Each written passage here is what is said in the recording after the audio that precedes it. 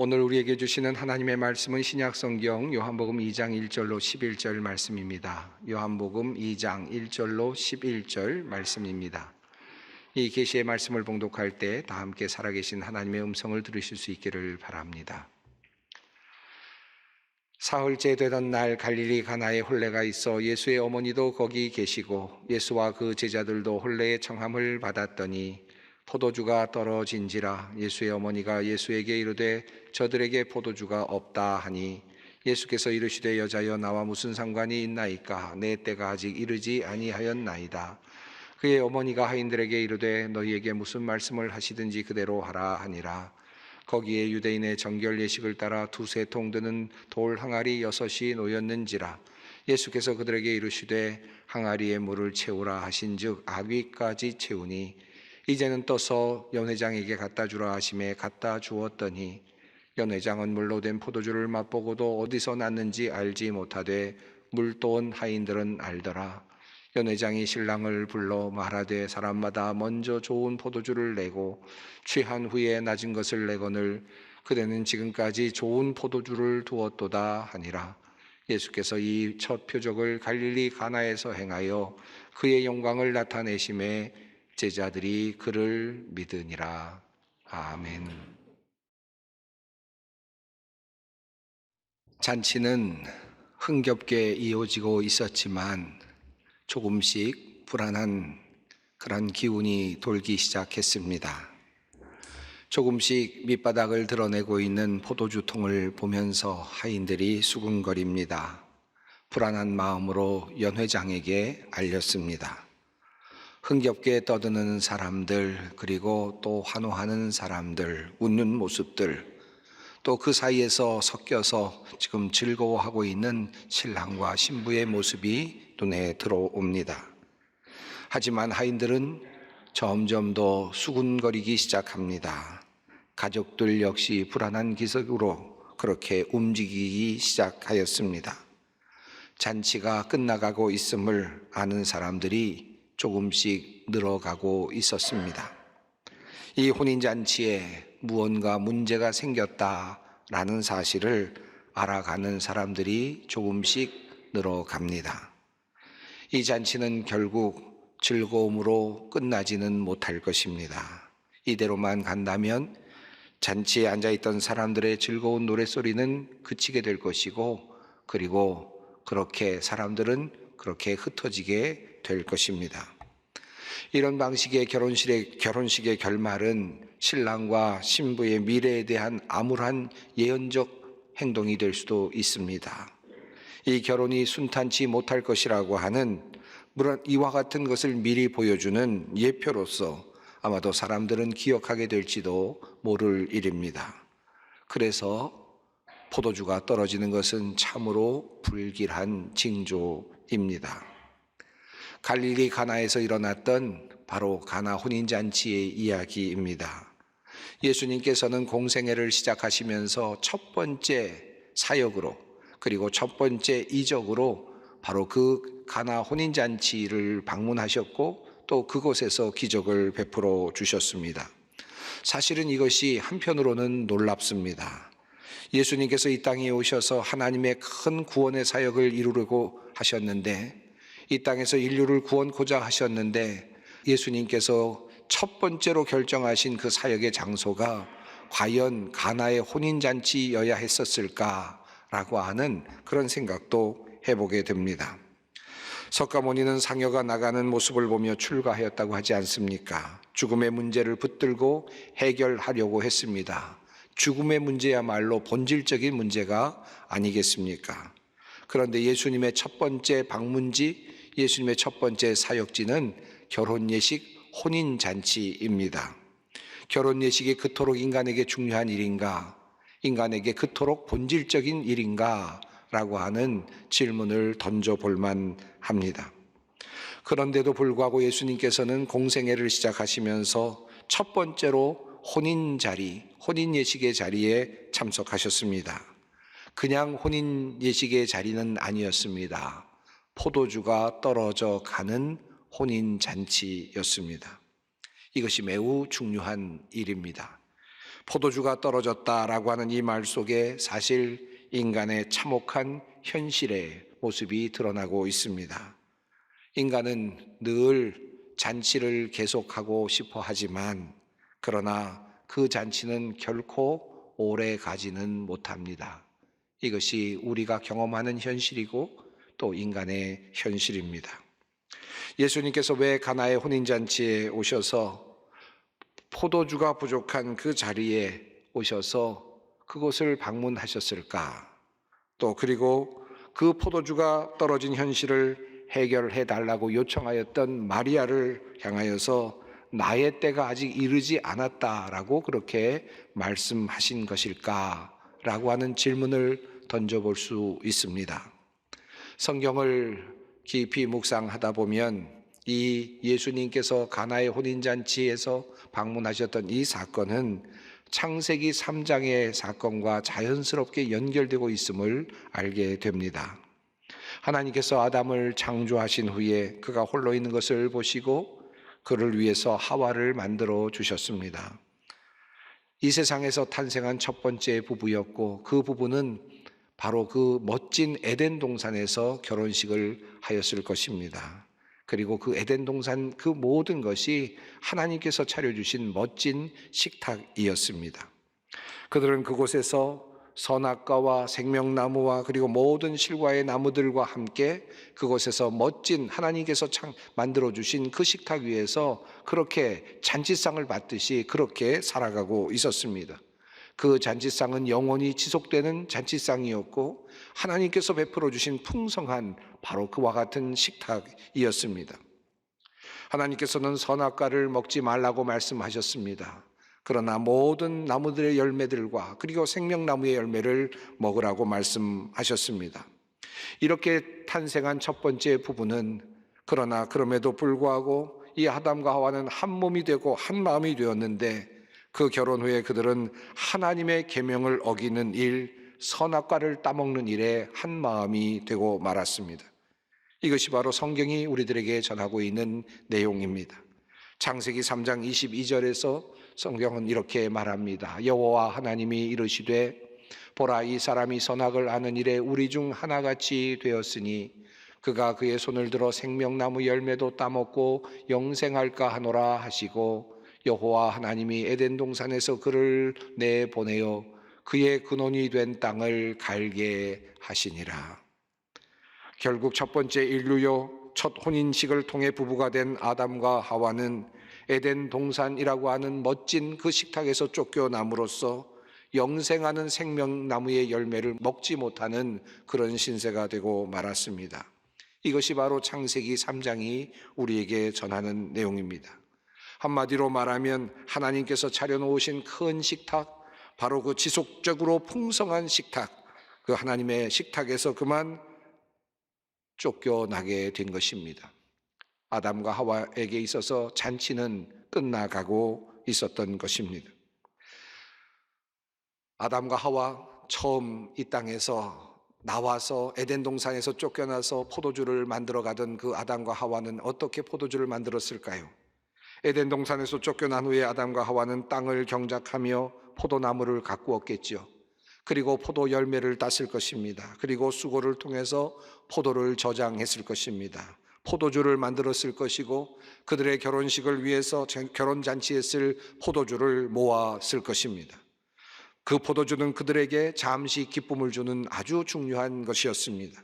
행복감을 그들에게 주었을 것입니다. 하지만 그들은 또 나아가서 포도주는 다시 나가서 노동을 해야만 얻을 수 있는 것이었습니다.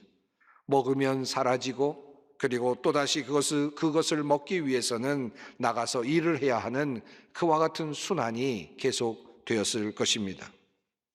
그러나 이 포도주, 예수님께서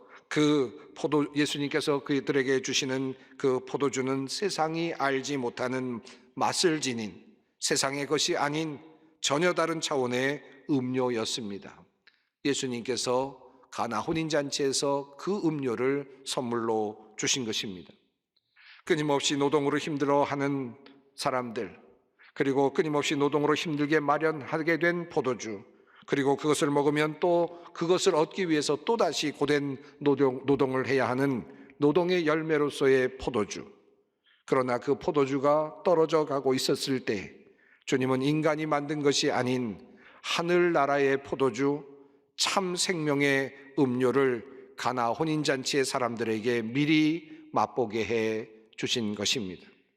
이것이 바로 요한복음과 그리고 창세기를 유비적으로 연결해서 우리가 이해할 수 있는 매우 중요한 관점이라고 할 수 있겠습니다. 요한복음 7장에 따르면 예수님께서 초막절 명절 끝날에 이렇게 말씀하십니다. 명절 끝날 곧 큰 날에 예수께서 서서 외쳐 이르시되 누구든지 목마르거든 내게로 와서 마시라.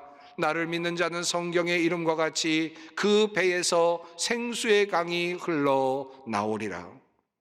명절의 끝날, 초막절 끝날 주님께서는 모든 사람들이 함께 물을 먹으면서 축제를 벌이는 바로 그 날에 누구든지 목마르거든 내게로 와서 마시라고 말씀하시면서 나의 옆구리에서 그 생수의 강이 흘러 넘치게 될 것이다 라고 그렇게 예언하시며 선포하셨습니다.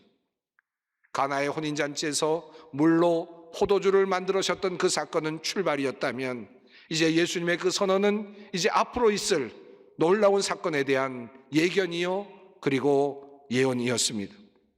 마지막 예수님께서 십자가 위에서 죽으실 때 장면을 요한복음 19장 33절은 이렇게 묘사합니다. 예수께 이르러서는 이미 죽으신 것을 보고 다리를 꺾지 아니하고 그중 한 군인이 창으로 옆구리를 찌르니 곧 피와 물이 나오더라. 예수님께서 말씀하시기를 나의 배에서 나의 옆구리에서 생수의 강이 흘러 넘칠 것이다 라고 말씀하셨던 그 말씀 그대로 예수님께서는 십자가 위에서 군인이 찌른 그 창 앞에서 옆구리로부터 흘리신 피와 물로 이 세상을 적시시고 생명의 음료를 나누어 주셨습니다. 누구든지 내게로 와서 마시라 라고 말씀하셨던 그 생수의 강이 예수 그리스도의 십자가 아래서 흘러내려가기 시작합니다. 창으로 찔리신 예수님의 옆구리로부터 그분의 피와 물, 즉 생수의 강이 흘러내려가는 것입니다. 그러하였기에 예수님께서는 가나의 혼인잔치에서 아직 때가 이르지 않았다라고 말씀하시면서 가나의 혼인잔치에서 물로 포도주를 만드시는 기적을 보여주신 것입니다. 그것은 하나의 예표였습니다. 완성은 아니었습니다. 출발이었습니다. 모세로 말하면 첫 번째 바로 앞에서의 기적과 같은 것이었습니다. 도전장과 같은 것이었습니다. 하나님께서 어떻게 하실 것인지에 대한 선포였습니다. 그러나 그 일은 마침내 십자가 위에서 일어났습니다. 흥미롭게도 요한복음에 묘사된 물의 이미지는 무언가 부족함을 상징하는 메타포입니다. 요한복음 1장에서 세례 요한은 이렇게 말하죠. 나는 물로 세례를 베풀거니와 너희 가운데 너희가 알지 못하는 한 사람이 섰으니 곧 내 뒤에 오시는 그이라. 나는 그의 신발끈을 풀기도 감당하지 못하겠노라. 세례 요한은 앞으로 오실 예수님에 대해서 예언하면서 나는 지금 물로 세례를 베풀지만 그분이 오시면 나는 그분의 신발끈을 풀기에도 감당치 못할 것이다 라고 말하면서 그분이 오시면 우리에게 성령으로 세례를 주실 것이다 라고 새로운 차원을 말씀하셨습니다.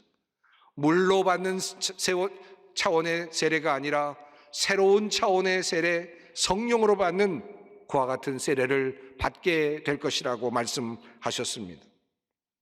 요한복음 3장에도 비슷한 흐름이 나타납니다. 거듭남에 대한 말씀을 하시면서 주님께서는 너희가 물과 성령으로 나지 아니하면 하늘나라에 들어갈 수 없다고 선포하셨습니다. 엄마의 양수와 더불어서 태어나는 물로 태어남, 물 안에서 태어난 태어남, 육적인 태어남이 아니라 물 세례와 성령 세례를 통하여 태어나는 거듭남에 대한 말씀을 주님께서 하신 것입니다. 육적인 태어남이 물로 태어남이라면 또 다른 태어남은 성령으로 태어남이라 할 수 있겠습니다. 또 4장에서 사마리아 여인에게 물을 달라고 말씀하시는 그 장면에서도 그렇습니다. 예수님께서는 사마리아 여인에게 나에게 물을 좀 달라고 말씀하시죠. 그러나 곧 주님은 바꾸어서 이렇게 말씀하십니다. 네가 만약 내가 누구인지를 알았더라면 도리어 내가 나에게 물을 달라고 했을 것이다. 예수님께서 주시는 물이 사마리아 여인이 깊은 곳에서 우물에서 떠서 주는 그 물과 전혀 차원이 다르다는 사실을 예수님께서는 말씀하고 계셨습니다. 요한복음 5장으로 가면 베데스다라고 하는 못가가 나옵니다. 그곳에는 38년 된 병자가 있습니다. 물이 동할 때에 들어가지 못하여 절망 속에 있는 사람입니다. 그곳에서 주님께서는 말씀으로 그를 일으켜 세워주셨습니다. 물이 동하면 그 물이 동하기만을 기다리면서 기적을 얻기를 원하며 기다리고 있었던 38년 동안이나 기다렸던 그 사람에게 예수님께서는 그 물로 들어가라고 말씀하지 아니하셨고 물 안으로 그렇게 안아 들어가 주시지도 않았습니다. 도리어 물과는 전혀 관계없이 자리를 들고 그리고 일어나 걸으라 라고 말씀하십니다. 그 명령으로 그는 고침을 받습니다. 그저 38년 동안이나 물에 들어가서 혹시라도 구원을 받을 수 있을까, 혹시라도 나음을 얻을 수 있을까라고 생각했던 것과는 너무나도 다른 차원의 길이 열렸던 것입니다. 6장으로 가면 예수님께서 물 위를 걸으시는 장면이 나옵니다. 물은 삼키는 것이요 그리고 죽음이었습니다. 그런데 예수님께서는 물 위를 걸으셨습니다. 도리어 물을 다스렸습니다. 물 위에서 생명을 만들어 가십니다. 생존하셨습니다. 물을 넘어서시는 그리고 물을 다스리시는 예수님의 모습입니다. 그리고 7장으로 가면 앞서 인용드린 말씀대로 누구든지 목마르거든 내게로 와서 마시라 말씀하시며 그 생수의 강이 나의 배로부터 나오게 될 것이라 말씀하셨습니다. 전혀 다른 차원의 물, 전혀 다른 차원의 음료가 예수님으로부터 주어질 것을 선포하신 것입니다. 이러한 내용의 흐름 속에서 요한복음에 나타난 물은 인간적인 성질의 것입니다. 사람들이 그것에 의해서 살 수 있다고 생각은 하지만 실제로는 사람들에게 실패를 주게 하는, 사람들을 실패하게 만들 뿐인 그 모든 것들을 상징하는 것입니다. 이것이 바로 요한복음이 말하고 있는 물입니다. 이 세상의 물은 그러니까 무엇인가 부족한 것이 있으며 그러므로 그 물이 아니라 또 다른 차원의 물이 우리에게 필요함을 성경은 끊임없이 우리들에게 증언하고 있습니다. 이런 맥락에서 요한복음 2장을 살펴본다면 흥미로운 사실을 우리가 알게 됩니다.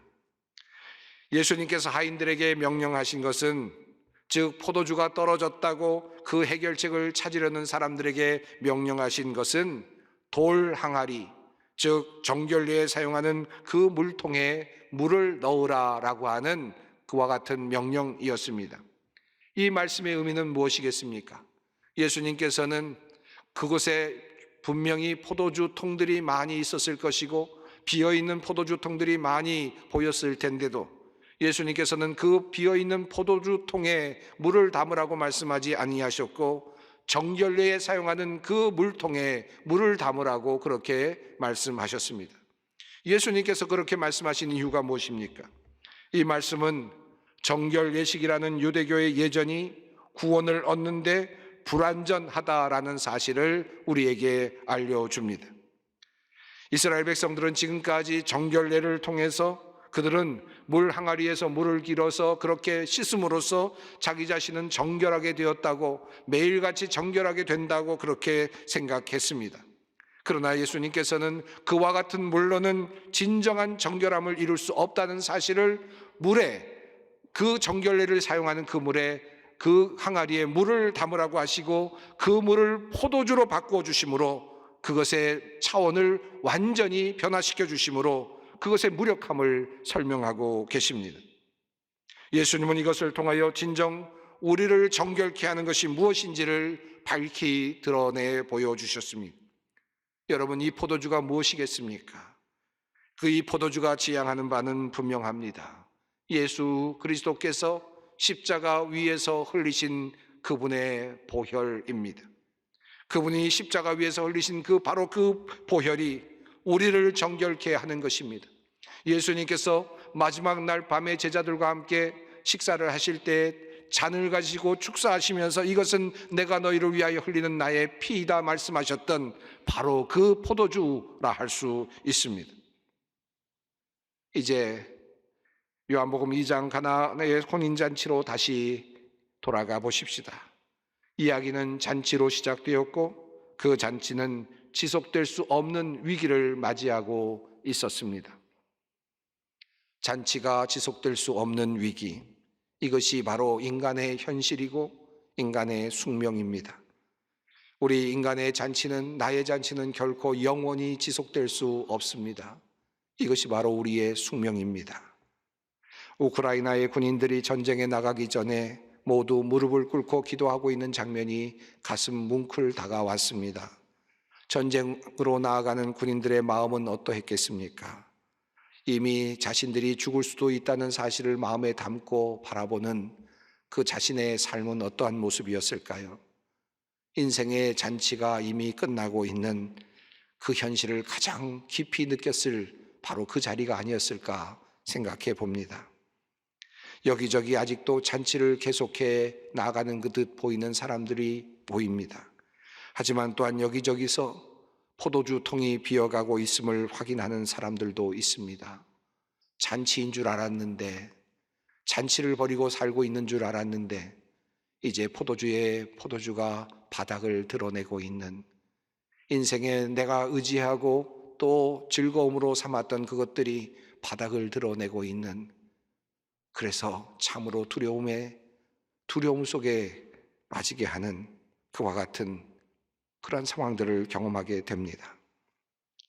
관계가 무너져 내리고 그리고 가정이 무너져 내리는 현실을 경험하는 사람들, 정신적인 질병으로 고통받는 사람들, 불치의 병으로 하루하루 그렇게 살아가며 그렇게 죽음의 공포를 견디고 있는 사람들, 요양병원에 누워서 가족들을 그리워하며 돌아갈 날만을 손꼽아 기다리고 있는 사람들, 배고픔과 서러움으로 인간답지 못한 삶을 살아가고 있는 사람들, 모두가 다 잔치가 끝날 즈음에 있는 사람들이라 할 수 있겠습니다.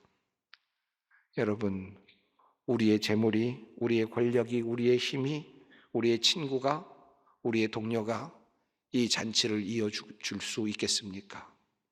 나이가 끝나가고 있는 이 세상의 잔치를 이어줄 수 있는 힘은 어디에 있습니까? 정결케 되는 그 물 항아리에, 정결케 하는 그 물 항아리에 물을 담으라. 그 물을 내가 피로 변하게 해주마. 그 물로 내가 포도주로 변하게 해주마. 속죄의 은총을 내가 너에게 내려주마. 주님께서 주시는 그 보혈 안에 우리에게 희망이 있습니다. 예수 그리스도로부터 주어지는 이 구속의 은혜로부터 우리의 인생의 희망이 있는 것입니다. 우리가 예수 그리스도로부터 주시는 그 깨끗함을 입을 때, 예수 그리스도로부터 주어주시는 그 보혈의 깨끗함을 입을 때에만 우리의 잔치는 계속 이어질 수 있는 것입니다. 우리 주님은 때가 이르지 않았음에도 불구하고 잔치가 끝나가는 사람들을 찾으시고 그들을 위해 생명의 음료를 내어 주셨습니다. 주님은 우리의 잔치가 끊어지기를 원치 않으십니다. 비록 세상의 포도주는 떨어질지라도 더 질이 좋고 맛이 좋은, 그리고 더욱 즐거움으로 이끌어주는 그런 잔치를 이어주시기를 주님은 원하고 계십니다. 후히 주시는 주님께로 나아가십시다. 우리를 긍휼히 여기시는 주님께서께로 나아가십시다. 아니, 사실은 주님께서 오고 계십니다. 사마리아 여인을 찾아오셨던 주님, 그리고 또 이렇게 찾아오시는 주님, 가나의 혼인잔치까지도 찾아오시는 그 주님을 우리는 만나야 하겠습니다. 그 주님께서 우리에게 주시는 그 새로운 포도주를 마시고 기쁨으로 하늘나라의 잔치에 참여하는 우리 모두가 되기를 간절히 소망합니다. 기도하겠습니다.